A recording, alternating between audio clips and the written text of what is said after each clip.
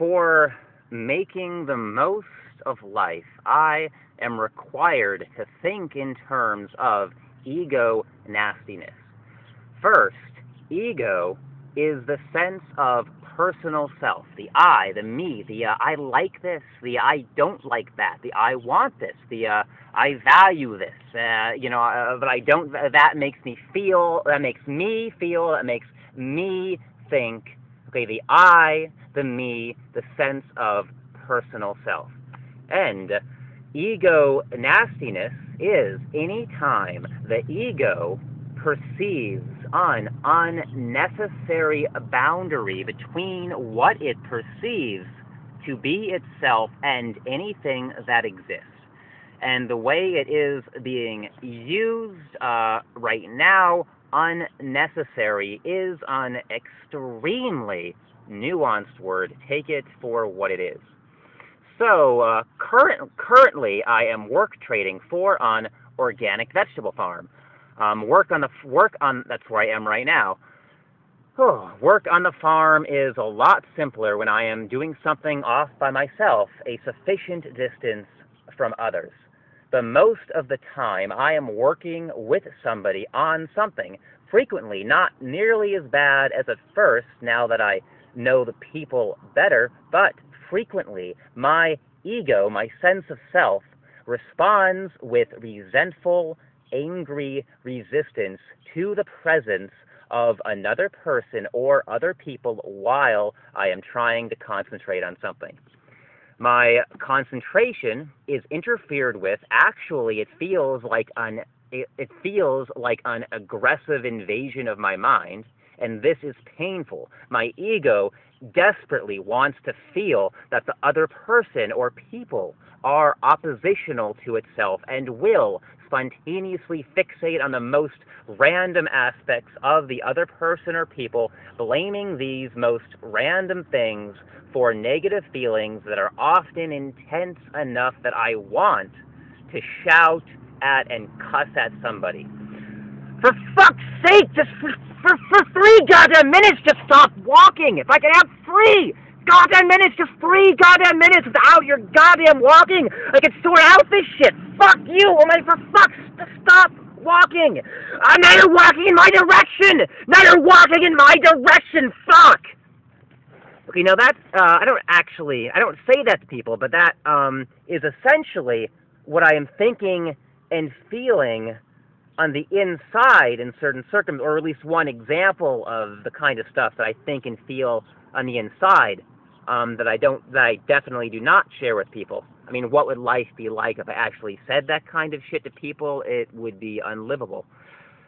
But one tool that I have discovered, which often helps, is to say exactly that vehement shit, but to myself, either inside my head or under my breath at a volume too low for anyone to guess at what I am doing. This stealth ranting, it has a hysterical flavor. It is exactly what I want to never say to someone's face, but it forces me to be fully aware of the perceptual nastiness. This helps me to see how absurd the perceptions are, and the more that I viscerally feel the toxic, neurotic ridiculousness of such perceptions, the more empowered I am to deprive them of energy while directing my energy into healthy perceptions. The cussing, the ranting, the groaning surreptitiously to myself is healthy only if I do it just a little bit at a time, a maximum of maybe 10 seconds. 10 seconds might be too much. Back in the day when I would scream aloud and cuss aloud for 10, 20, 30 or more minutes at a stretch, that was extremely unhealthy. It was anti-life. Once I was even asked to leave an apartment because I shouted too much in response to the thumpity thumping of the feet of the people in the apartment above. That was a result of me not responding to my unique nastiness in a healthy way. Sometimes on the farm I have to go off and stand by myself for 3 or 4 minutes and talk myself into a healthier perceptual state, taking a few breaths. Every time the nastiness kicks in, it feels so real and compelling that its absence feels impossible, or at least grossly unnatural.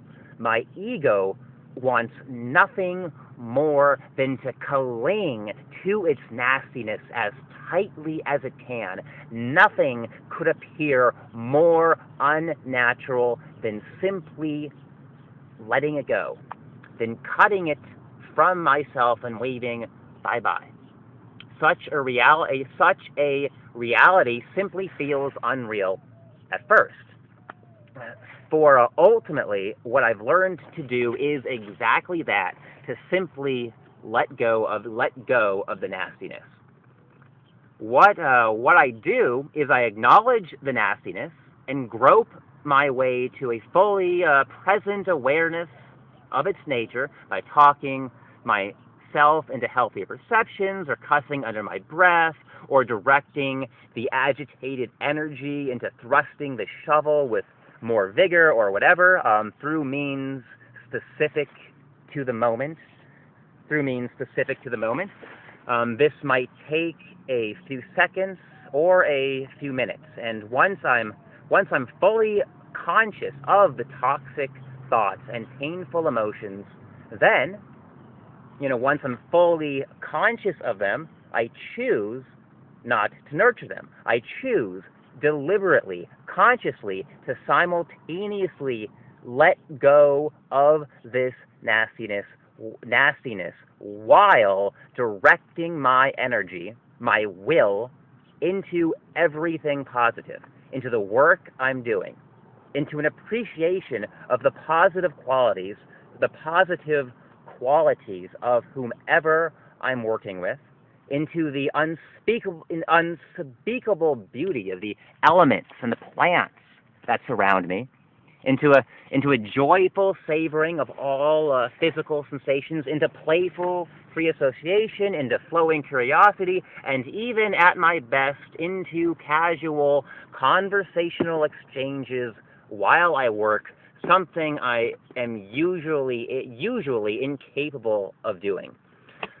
When I fully choose this with all my being, the nastiness crumbles and dissolves.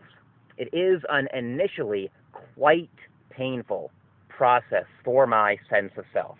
It is extremely awkward.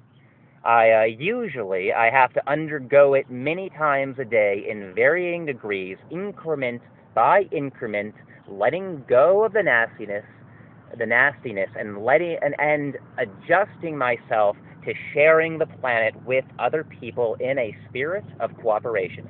But at least on the farm and in most situations, this is always successful.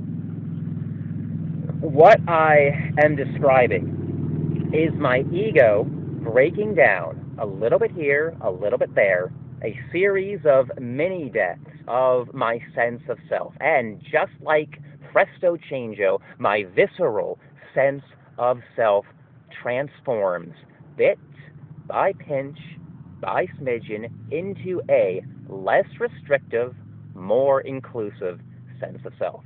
The nastiness blows away in the wind, and I connect with a felt grace, a harmony inherent to reality itself.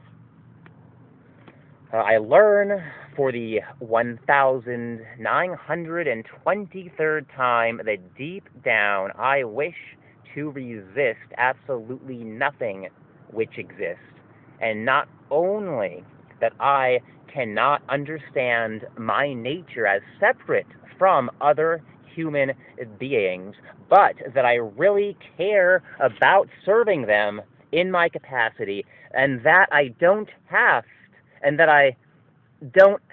to sacrifice my own joy to do this, but that actually my personal happiness is blessed when I succeed at serving others. Ultimately, Ultimately, what I am doing to let go of the nastiness is letting go of the nastiness.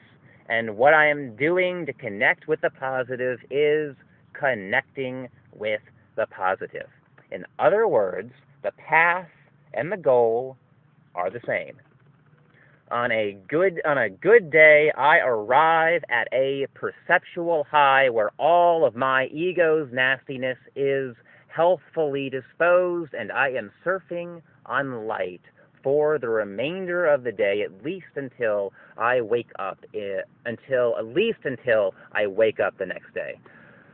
Oh, in the final video of this series, I discuss more of the healthy ways that I have found to respond to my schizotypal difficulties, and I top it all off with some old-fashioned but always poignant inspirational closing words.